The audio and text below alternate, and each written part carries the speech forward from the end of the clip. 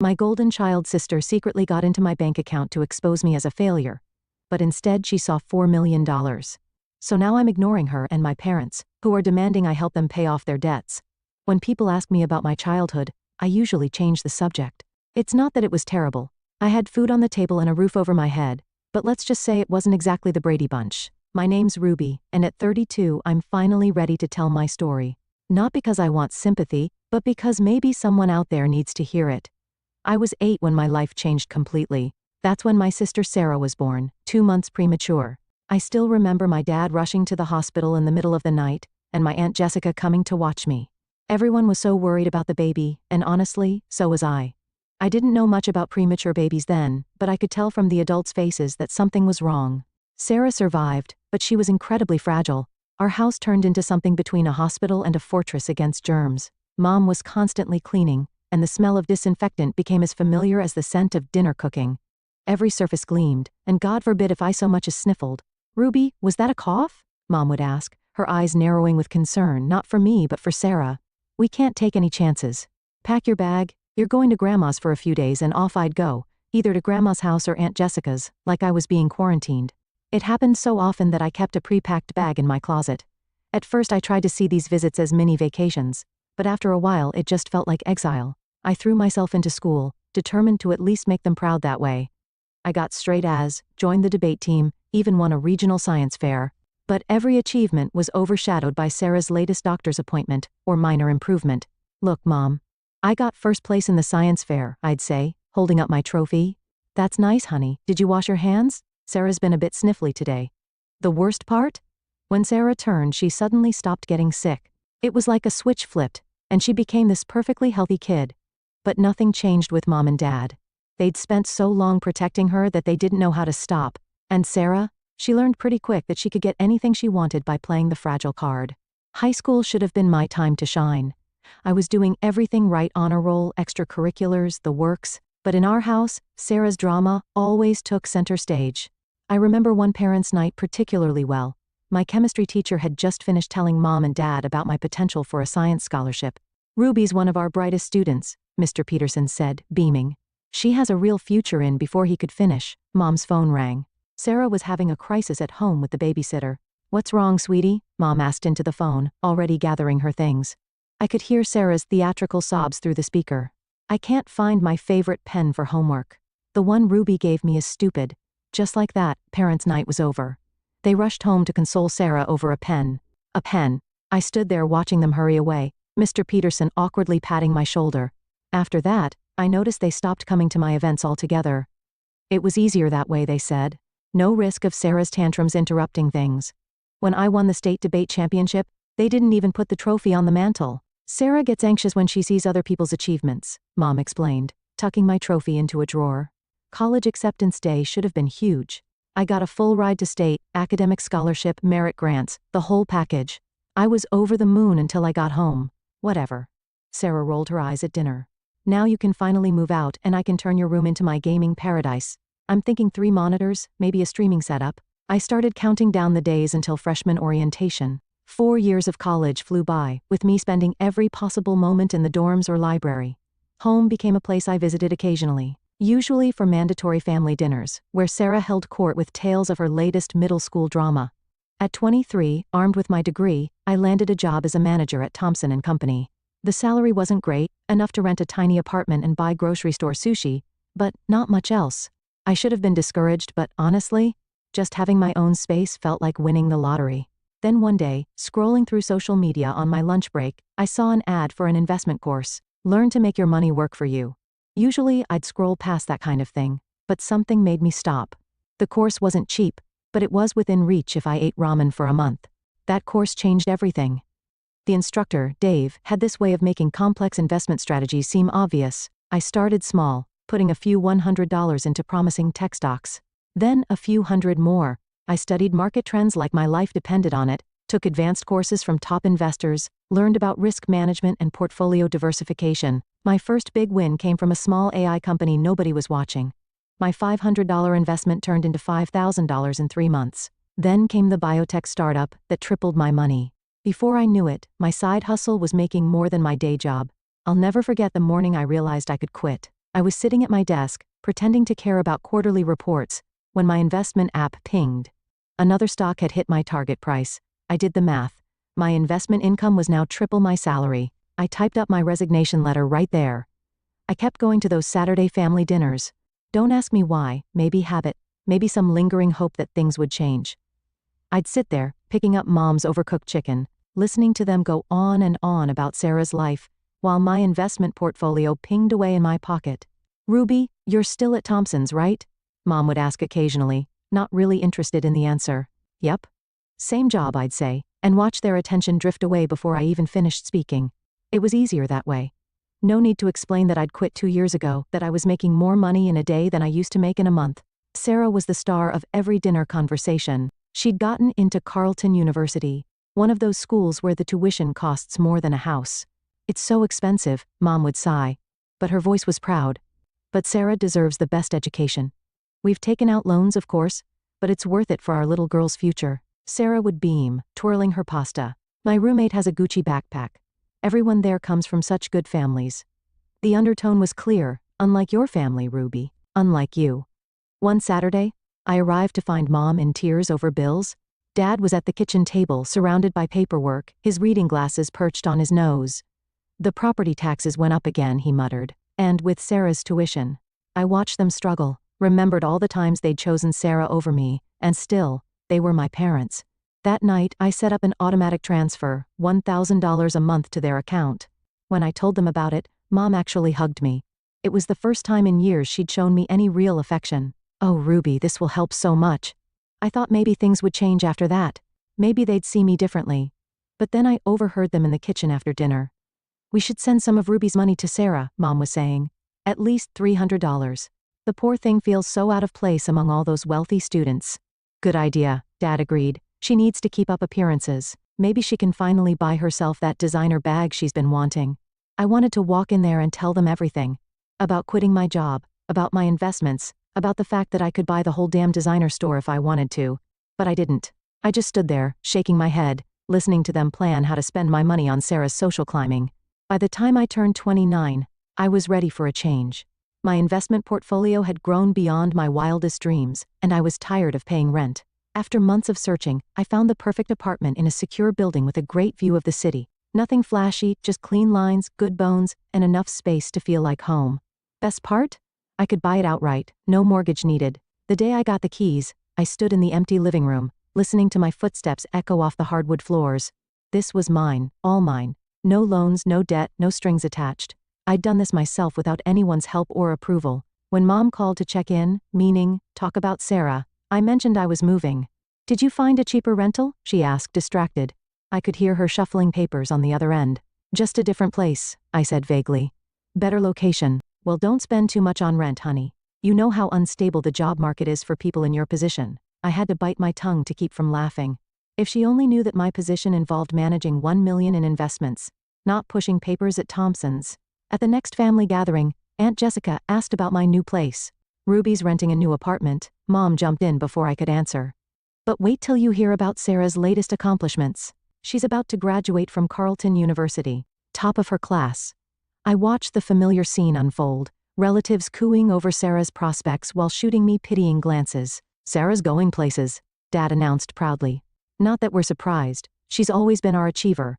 Already has companies fighting over her.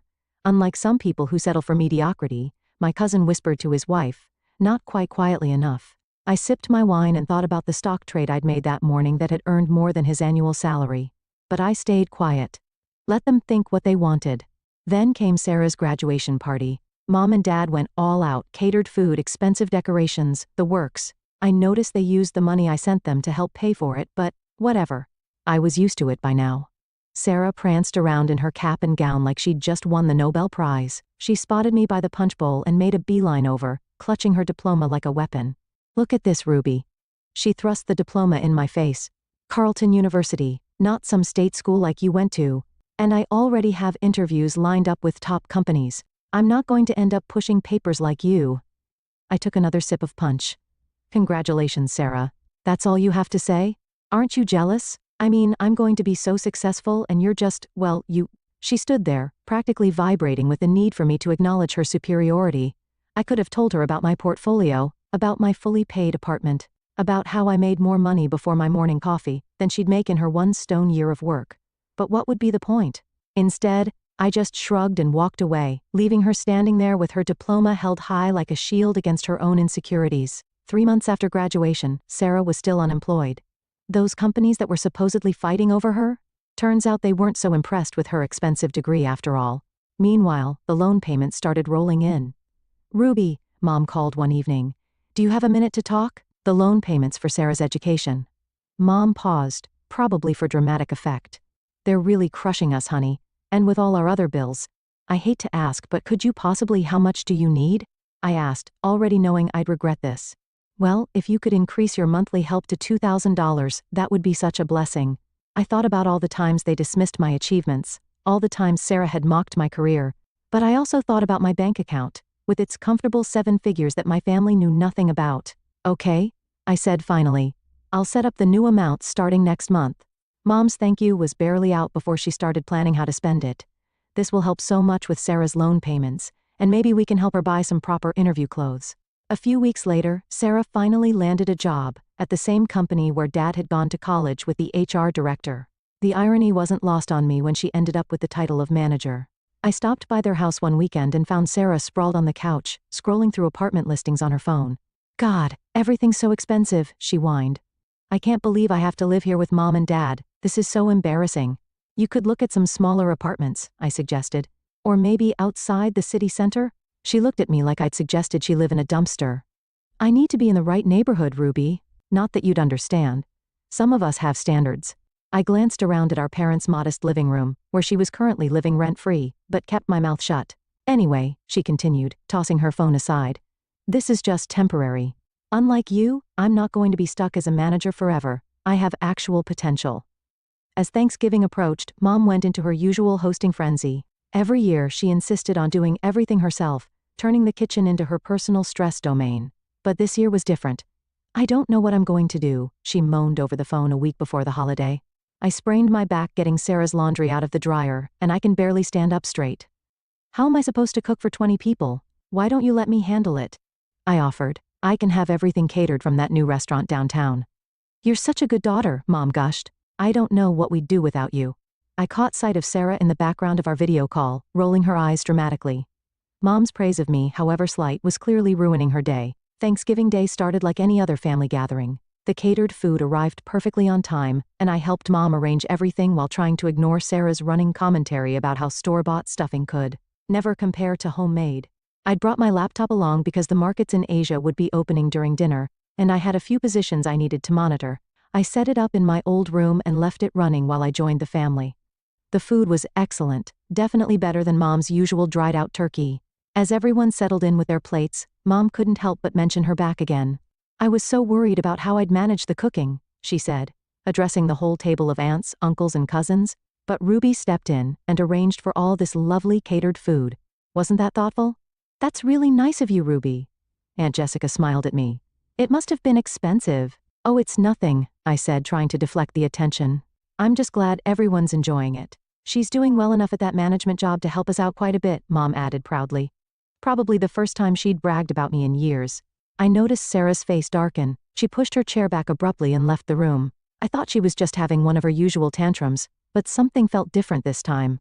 She returned moments later, clutching my laptop with a triumphant smirk that made my blood run cold. "Let's see just how well Ruby's really doing," she announced to the whole table. "Since she's so generous, I bet she won't mind if I show everyone her bank account. Time to prove what a loser she really is." I jumped up from my chair. "Sarah, don't." But it was too late. She had already turned the laptop around, my banking app still open from my earlier check. The room went dead silent. Sarah's face drained of color. She looked like she'd seen a ghost. Her hands started shaking so badly I thought she might drop my laptop. "Sarah?" Mom asked, concerned. "What's wrong? What does it say?" Sarah's voice came out as barely a whisper. $4,400,000. The silence that followed was deafening. I could hear the tick of Mom's ancient kitchen clock, the of the refrigerator, the sound of my cousin's fork clattering onto his plate. "There must be some mistake," Aunt Jessica said, peering at the screen. "Ruby's a manager at Thompson's." "I haven't worked at Thompson's for years," I said quietly, finally letting the truth out. I quit to focus on investing full-time. I studied the markets, took courses, learned everything I could, and I got good at it. Really good. You mean you're rich? Sarah's voice cracked on the last word. I took a deep breath and looked around the table at my family's shocked faces. I've been investing for years now. Started small, learned as I went. Yes, I have, in that account. And no, I wasn't hiding it. You all just never asked. The silence lasted exactly seconds before Mom's scream shattered it like glass. $4 million? She shot up from her chair, her face turning an alarming shade of red. You have $4 million, and you've been letting us struggle all this time? I stared at her in disbelief. Struggle? I send you, every month. You're a millionaire. She was practically hysterical now, her voice reaching pitches I didn't know were possible. Your sister has student loans. We have bills. How could you be so selfish, so greedy? Dad joined in, his face twisted with anger. We raised you better than this, Ruby. To think you've been hoarding money while your own family suffers. I felt something snap inside me. Years of being the second choice, the afterthought, the reliable but unimportant daughter. It all came rushing out. Hoarding money? Are you serious? I laughed, but there was no humor in it. Where were Mom and Dad's savings for your college, Sarah? Oh wait, they didn't save anything because they spent it all on your endless demands. But funny thing, they didn't pay for my college either. Remember that? I got a full scholarship while you went to your fancy private university on loans. That's different, Mom snapped. Sarah wanted. Sarah, I was standing now too. It's always been about Sarah. Well, guess what? My money is mine. I earned it, every penny. $2,000 is nothing to you? Mom shouted back. You should be sending us at least $10,000 a month. We're your parents. The laugh that burst out of me was almost manic. You want a month? For what? So you can keep spoiling your precious Sarah? I turned to my sister, who was shrinking back now. You wanted to prove I was a loser? Surprise?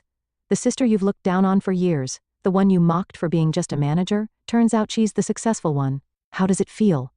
The relatives sat frozen around the table, forks suspended midway to their mouths, watching the scene unfold like a tennis match from hell. Well, if you're so successful, Mom spat, you can certainly afford to help your family more. It's your duty. My duty? I walked over to Sarah and snatched my laptop from her hands. My duty ended the day you decided Sarah was the only daughter worth caring about. She's the promising one, remember? The one with potential? Well, let her fulfill that potential and help you pay the bills. Aunt Jessica tried to intervene. Maybe we should all just calm down, but there was no calming this storm. Mom and Dad were both shouting now, their words overlapping into a hurricane of accusations and demands. Sarah had started crying. Her go-to move when things didn't go her way. Without another word, I walked out of my childhood home. The sound of my mother's continued screaming following me all the way to my car. The messages started before I even got home that night. My phone buzzed constantly with texts and calls from Mom, Dad, and Sarah. At first, they were angry demands, then came the guilt trips. I tried responding at first, hoping maybe they'd somehow understand, but it was like talking to a wall. They didn't want to understand, they just wanted access to my bank account. Then Mom took it to social media. Her post was a masterpiece of maternal martyrdom. Heartbroken to discover my eldest daughter has become a millionaire while watching her family struggle. She refuses to help her sister with college loans or support her aging parents. Money truly changes people. Please pray for Ruby to remember her family values. The comments poured in. Family friends I hadn't seen in years suddenly had strong opinions about my character. How could she be so heartless? I always knew there was something off about that one. What kind of person abandons their family like this?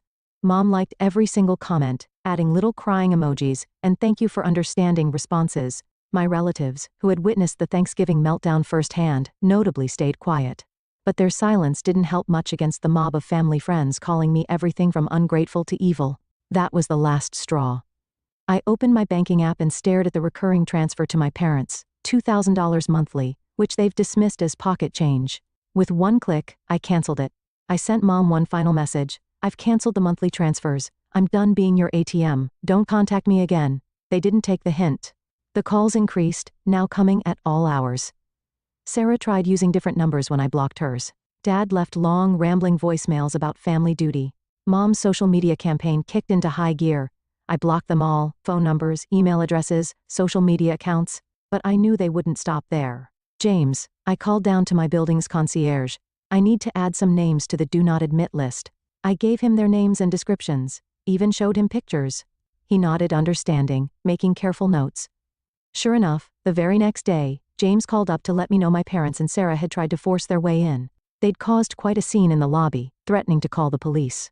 That night, I opened my laptop and started researching real estate in other states. Maybe it was time for a fresh start somewhere new, somewhere they couldn't find me. Some might call it running away. I call it setting boundaries. They had their chance, years of chances actually.